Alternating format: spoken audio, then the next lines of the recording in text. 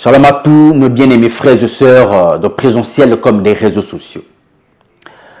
En espérant que ces dimanches de Pâques vous trouvent en parfaite santé, vous et vos familles. Et merci de venir pour le partage de Dieu. Ce dimanche de Pâques, nous allons comprendre que il y a tellement de personnes qui souffrent et qui meurent seules, sans espoir et sans Christ. En vivant notre vie chrétienne victorieuse et en cette année, nous devons comprendre et prendre conscience que des gens attendent justement le secours de Dieu qui vient par nous, ses ambassadeurs. Alors nous allons laisser la place au Saint-Esprit à ce qu'il puisse nous conduire du début jusqu'à la fin. Seigneur, merci beaucoup. Excellent Père de grâce, la reconnaissance est tellement immense pour tous tes bienfaits, pour le souffle de vie. Et surtout en ces jours spéciaux de Pâques. Que le Saint-Esprit puisse nous parler au travers de ce message, que nous puissions comprendre, que nous puissions nous adapter à ton rythme, à ce que tu veux que nous puissions faire pour justement jouir là où tu nous as placés de toutes les bénédictions spirituelles que tu nous as données, que tu nous as bénies, Seigneur. Jésus-Christ est ressuscité parce qu'il a accompli sa mission. Seigneur, nous aussi, donne-nous la force, les techniques et les méthodes justement d'accomplir aussi notre mission sur la terre au nom puissant de Jésus. On a ainsi prié. Amen. Gloire à Dieu pour le merveilleux dimanche de Pâques que nous sommes aujourd'hui en train de partager la précieuse parole de Dieu. Et notre titre de ce dimanche, c'est Ambassadeur de Christ. Ambassadeur de Christ. À titre de chrétien, nous devons annoncer à tous ceux qui l'ignorent que le royaume de Dieu est disposé à créer des liens diplomatiques avec eux. C'est-à-dire que Papa bon Dieu désire réconcilier le monde avec lui-même. Et comment ça va commencer? Nous allons lire la Bible pour comprendre que nous avons une responsabilité, nous avons un rôle à jouer dans cette réconciliation. La Bible dit dans le livre de 2 Corinthiens chapitre 5, versets 17 à 21. La Bible dit, j'ai le nom de Jésus. Si quelqu'un est en Christ, il est une nouvelle créature. Les choses anciennes sont passées. Voici, toutes choses sont devenues nouvelles. Et tout cela vient de Dieu qui nous a réconciliés avec lui par Christ et qui nous a donné le ministère de la réconciliation. Car Dieu était en Christ, réconciliant le monde avec lui-même, en n'imputant point aux hommes leurs offenses, et il a mis en nous la parole de la réconciliation. Nous faisons donc les fonctions d'ambassadeurs pour Christ, comme si Dieu exhortait par nous. Nous vous en supplions au nom de Christ, soyez réconciliés avec Dieu. Celui qui n'a point connu le péché, il l'a fait devenir péché pour nous, afin que nous devenions en lui justice de Dieu. La parole du Seigneur. Jésus-Christ avait une mission sur la terre de réconcilier le monde avec Dieu. Quand je dis le monde, ça veut dire que les habitants du monde, nous tous, nous étions autrefois dans l'erreur, dans une confusion, dans un non-chemin qui conduisait à Dieu. Alors Christ devrait justement par la désobéissance. Vous savez très bien d'Adam et Ève, au jardin d'Éden, que tout a commencé. Alors Christ était venu pour accomplir cette mission. Et Dieu lui-même était en lui et il a créé, il a réconcilié le monde avec lui. Ce jour de Pâques détermine le jour de l'accomplissement de la mission de Christ sur la terre. Venir sur la terre, ce n'est pas un problème. Réconcilier le monde avec Dieu, c'est ça qu'on appelle accomplir sa mission. Nous sommes maintenant réconciliés avec Dieu par Christ, parce qu'il était mort et ressuscité en ces jours spéciaux. Il était monté au ciel vers le Père. Sa mission a été accomplie. Il nous a réconciliés. Et après avoir nous réconciliés avec Dieu, après avoir nous racheté de quelque part, après avoir nous prendre là où nous étions dans la désolation, après avoir nous récupéré dans la boue, après avoir nous cherché pour nous ramener à être réconciliés avec le Seigneur, avec Dieu, justement, il a fini, il a accompli sa mission. Et nous avons fini la Bible, nous avons lu la Bible comme ça, on va expliquer ensemble.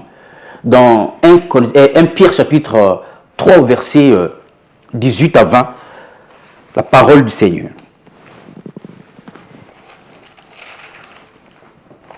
La Bible dit,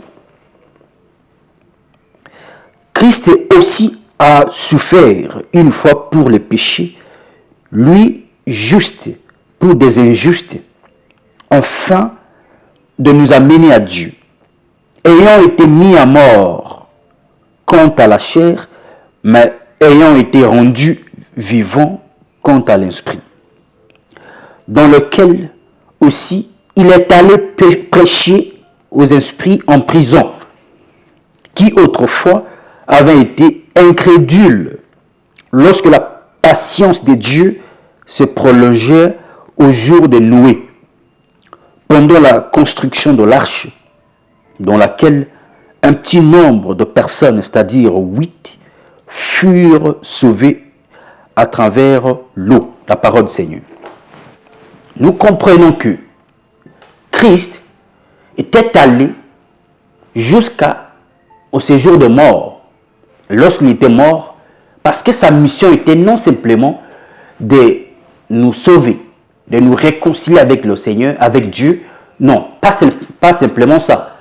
Il y avait d'autres personnes aussi, au temps de Noé, dans l'Ancienne Alliance, qui étaient décédées, qui étaient morts, parce que eux ne comprenaient pas, ils étaient incrédules, n'avaient pas cru à ce que Noé disait, et à tous les prophètes, le message que le prophète disait, etc. Alors, la mission de Jésus était achevée. Lorsqu'il était décédé, la Bible dit qu'il était jusqu'au séjour des morts pour aller prêcher aux esprits qui étaient en prison. Ça veut dire que même nous aussi, nous étions parfois en prison satanique, dans le monde de ténèbres, on ne comprend pas, nous sommes enchaînés, etc. Mais le Seigneur est venu pour nous détacher, pour nous libérer, pour couper tous les liens qui nous retenaient à ne pas être réconciliés avec Dieu, pour couper toutes les réclamations de famille qui nous bloquaient à ne pas être réconciliés avec Dieu. Amen. Alors, on s'est dit de Pâques, après avoir compris que Christ était venu sur la terre pour nous réconcilier avec Dieu. Et il a fait sa part et il nous a réconciliés avec Dieu, nous qui étions pécheurs, même aux esprits, même ceux qui étaient au temps de Noé, qui avaient l'incrédulité même, qui étaient morts dans l'eau à l'époque de Noé. Alors, après avoir tout compris son beau message, c'était bonne nouvelle, on appelle ça la bonne nouvelle. Maintenant, nous sommes réconciliés. Maintenant, nous sommes libres de nous approcher de Dieu, de parler avec Dieu, de communiquer avec Dieu et de comprendre la pensée de Dieu parce que nous sommes réconciliés avec lui. Nous ne sommes plus en guerre avec le Seigneur, avec Dieu. Nous ne sommes plus en conflit avec Dieu. Nos péchés, Christ les a portés pour que nous devenions justice de Dieu. Nous ne pouvons pas être justes devant Dieu si Christ n'intervient pas. Vous voyez l'ampoule. L'ampoule peut être voilà, n'importe quelle couleur, bleu, rouge, etc. Blanche. Alors, si vous mettez le tissu, amen, n'importe quel tissu que vous pouvez mettre au-dessus de l'ampoule va donner la couleur de ce tissu. Amen. Alors, c'est ça Christ. Christ est venu se mettre entre nous et Dieu afin que nous puissions être en communion avec Dieu, réconciliés avec Dieu et pardonner de tous nos péchés, de toutes nos offenses, afin que Dieu ne puisse pas nous imputer à n'importe quelle sentence parce qu'on a désobéi, parce qu'on a été incrédule, parce qu'on a péché devant lui, etc. Alors ces jours déterminent le jour de gloire pour nous les chrétiens, pour nous qui croyons en Christ, pour nous qui avons mis notre foi en Christ. Christ nous a libérés et il a accompli sa mission aujourd'hui. C'est un jour de victoire. C'est un jour que nous devons célébrer normalement. Mais comment devons-nous simplement célébrer si nous n'avons pas aussi entendu les dernières paroles justement de Christ avant qu'il puisse rentrer au ciel? La Bible dit dans le livre de Matthieu chapitre 28 au verset 18 à 20.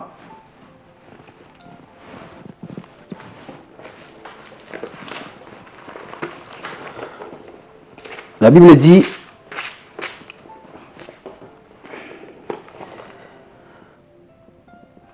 Jésus s'étant approché, leur parla ainsi: tout pouvoir m'a été donné dans le ciel et sur la terre. Allez, faites de toutes les nations des disciples, les baptisant au nom du Père, du Fils et du Saint-Esprit, et enseignez-leur à observer tout ce que je vous ai prescrit. Et voici, je suis avec vous tous les jours jusqu'à la fin du monde. La parole du Seigneur. Nous célébrons aujourd'hui. C'est un jour merveilleux pour les chrétiens, pour nous qui ont été en prison satanique, démoniaque, etc. Alors, qu'est-ce que le Seigneur, celui qui nous a réconciliés avec Dieu, nous a laissé comme instruction, comme consigne? D'aller faire de toutes les nations des disciples. Notre responsabilité en ces jours de Pâques, en ces jours bénis, ne restera pas simplement de crier haut et fort. C'est la Pâques, nous sommes joyeuses fêtes de Pâques. Non, ça ne peut pas s'arrêter comme ça. Notre reconnaissance envers Dieu, notre reconnaissance envers Jésus qui nous a libérés, qui nous a racheté un grand prix, qui nous a réconciliés avec Dieu, qui nous a pris de prison satanique dont nous étions par notre incrédulité. Il nous a dit que tout pouvoir lui a été donné dans le ciel et sur la terre. Il nous envoie. Il nous envoie pour faire une mission. C'est ça notre rôle aujourd'hui d'ambassadeur. Nous faisons maintenant donc fonction d'ambassadeur de Christ sur la terre. Nous devons comprendre que pas simplement crier haut et fort, Pâques, non. Ça ne peut pas seulement s'arrêter comme ça. Nous devons aussi faire ce qu'il nous a demandé de faire. Et qu'est-ce qu'il nous a demandé de faire? De faire des nations, toutes les nations, des disciples, les baptisons. Amen. Les baptisons. Et les enseigner tout ce qu'il nous a prescrit. Tout ce qui est écrit dans sa parole. Amen. Et voici, il sera avec nous jusqu'à la fin du monde, jusqu'à la fin du temps. Si nous ne faisons pas notre travail, nous ne sommes pas reconnaissants envers lui, qui était mort, qui était chicoté, qui était déshabillé, qui était frappé, qui était tenu nu. Il était à poil devant les gens qu'il a créés pour nous racheter, pour nous réconcilier avec Dieu, pour nous sauver, pour nous sortir de prison satanique que nous étions esclaves. Notre rôle maintenant, c'est de communiquer sa parole selon ce qui a été écrit, selon tout ce qui nous a prescrit. Amen. Communiquer sa parole, faire des nations des disciples. Notre rôle, c'est de gagner les âmes. Et écoutez, depuis que l'année a commencé, nous devons toujours nous poser des questions. Nous devons toujours nous poser des questions. On ne peut pas être dans la distraction chrétienne. On ne peut pas toujours rester bébé chrétien, bébé spirituel, non. Et il y a des moments qu'on doit prendre conscience.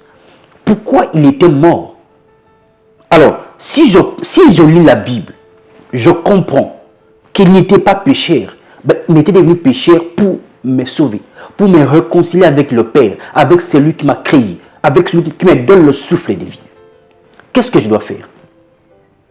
Et il m'a envoyé de gagner les âmes. Et pas simplement gagner les âmes, préparer ces âmes pour que ces âmes deviennent des disciples. Pas simplement que Pâques, Christ est parti au ciel, non. Nous devons savoir aussi que Christ revient bientôt. Oui, il est ressuscité. Oui, c'est une joie pour nous. C'est une grande joie, une grande fête. Et sans oublier qu'il nous a laissé des instructions avant qu'il puisse s'en aller au ciel. De faire de toutes les nations des disciples. Depuis que l'année a commencé, vous devez vous poser des questions. Combien d'âmes que moi j'ai gagnées depuis que ce mois a commencé?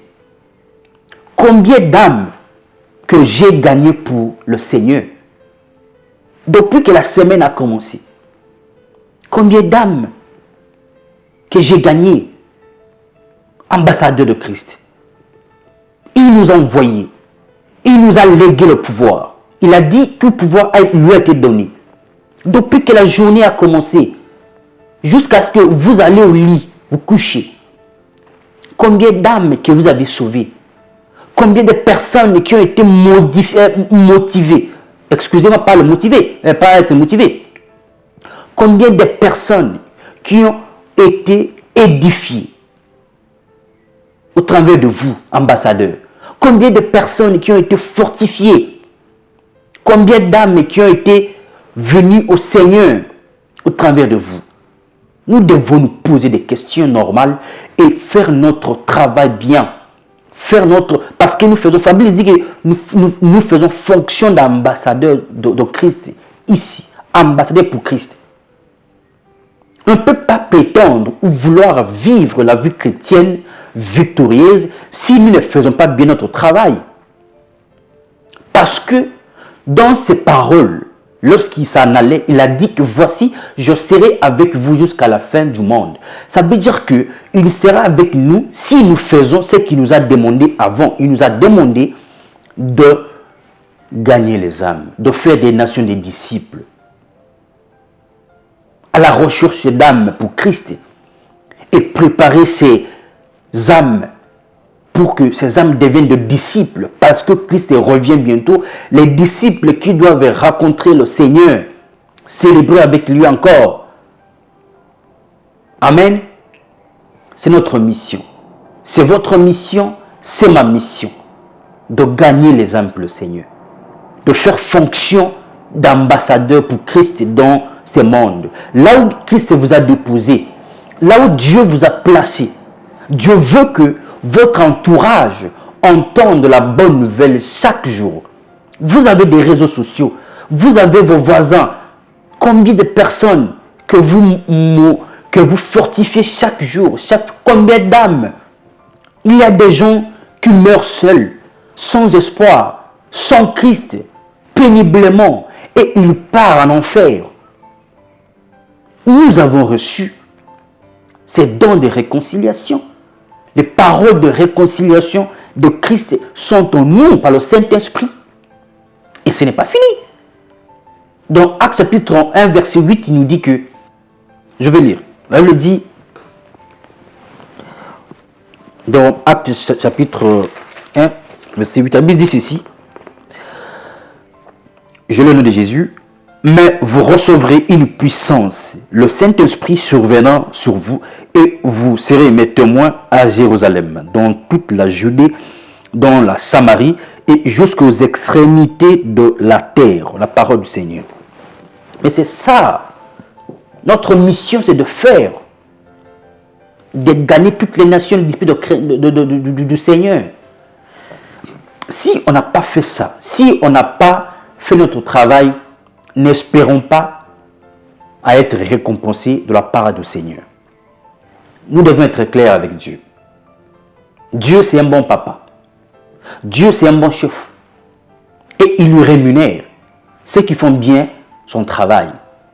On ne peut pas vouloir, parce que je vois beaucoup de personnes m'écrire, me dire que leur vie ne marche pas, pourquoi la vie chrétienne, de complications, de problèmes. Oui, moi aussi je vous repose la même question. Faites-vous réellement ce que Christ vous a demandé de faire? Faites-vous réellement le travail qu'il a dit que vous puissiez faire? Êtes-vous en train de faire ce qu'il veut que vous fassiez? C'est-à-dire que gagner les âmes pour lui. Préparer ces âmes en devenir des disciples, de bons disciples qui sont basés sur tout ce qu'il nous a prescrit. Ce n'est pas les disciples, ce n'est pas des chrétiens ou des disciples qui viennent, qui prétendent être disciples parce qu'ils ont un intérêt égoïste. Parce qu'ils savent que Dieu donne, parce qu'ils savent que Dieu bénit, Dieu, etc. Je m'approche de Dieu, je dis non, non, non. Des disciples qui ont pris conscience des enseignements de Dieu et de la valeur de ce grand sacrifice de la croix que Christ s'est sacrifié pour nous. Dieu veut ces genres de disciples, de véritables disciples, qui va adorer Dieu en esprit et en vérité. Ce n'est pas avec un intérêt caché. Ce n'est pas après le culte et vous exposez vos problèmes au pasteur. Non, ce n'est pas problème aussi d'exposer vos soucis. Mais l'essentiel est que Dieu paye mieux que le pasteur. Dieu vous récompensera mieux que votre pasteur. Il y a parfois des choses que votre pasteur peut être limité. Mais Dieu n'est pas limité. Et pour que cette capacité de Dieu à résoudre des problèmes, à vous satisfaire, à vous réjouir, puisse se manifester en vous, vous devez aussi faire ce qu'il vous a demandé de faire. N'oubliez pas qu'il y a des gens qui meurent. N'oubliez pas qu'il y a des gens qui meurent sans Christ, sans espoir, qui sont dans des souffrances. Mais vous êtes là. Vous avez la parole de Dieu. Vous avez la Bible. Écoutez, ce n'est pas simplement être pasteur que nous devons prêcher ou bien gagner les âmes. Non. Dans sa parole, il n'a pas dit que vous seulement, mais voilà, vous seulement ceux qui ont des dons spirituels, les pastorats, apostolats, etc., qui peuvent gagner les âmes. Non. C'est tout chrétien. Vous avez ce pouvoir parce que Christ habite en vous par le Saint-Esprit. Nous avons cette responsabilité. Pour vivre notre vie chrétienne victorieuse, nous devons aussi gagner leurs âmes pour Christ. Ça nous fera encore une joie immense lorsque le Seigneur est fier de nous, lorsque le Seigneur est content de notre travail pour lui. Amen. Quel est ce chef? Quel est ce patron qui peut voir que ces travailleurs font bien le travail et ne les rémunèrent pas, et ne les encourage pas, et ne les met pas en sécurité parce qu'ils voient que ce qu'il dit, ils exécutent. Nous devons prendre conscience. En ce jour de Pâques, c'est un jour spécial pour nous chrétiens, mais c'est aussi un jour que nous devons nous rappeler qu'est-ce qu'il nous a dit avant qu'il puisse s'en aller. Qu'est-ce qu'il nous a dit avant qu'il puisse rentrer au ciel? Parce qu'il revient bientôt.